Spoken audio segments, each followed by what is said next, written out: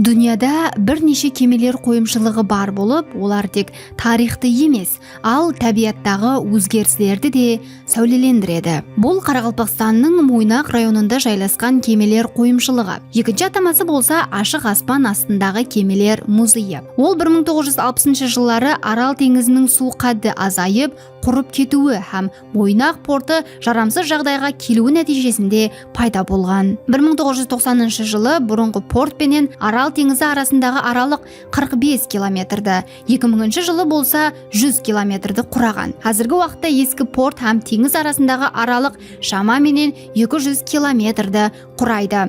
2000 жылдың басына келіп теңіз түбінің құрған бөлімінде 300-ге жақын кемелер бар болған, бірақ кейін ала олардың көпшілігін металлоломға тапсыру үшін жарғылап алып кетілген. Қазір кораблер қойымшылығында 12 кеме болып, дәстеп Аралқұмда бөлек-бөлек жайласқан еді. Бірақ 2000 жылдарда арнаулы техникалар жәрдемінде бір жерге жәмленеді. Бірақ та қазіргі уақытта олар да жоқ болып кету алдында тұр.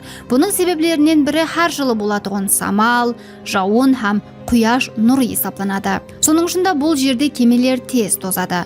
Бұндан сқары 3 кемеге Германия, Япония һәм Өзбекстан атларын беру де ұсыныс етілген екен. Мойнақтағы кемелер қойымшылығы бұл Арал теңізінің экологиялық апатшылығын сәулелендіруші ахметлі орын болып, дүния бойлап басқа да осындай орындар бар. Мысал үшін Мавритания, Аргентина, Индия һәм Тыныш океанында. Сіз Мойнақтағы кемелер қойымшылығына барып көрдіңіз бе?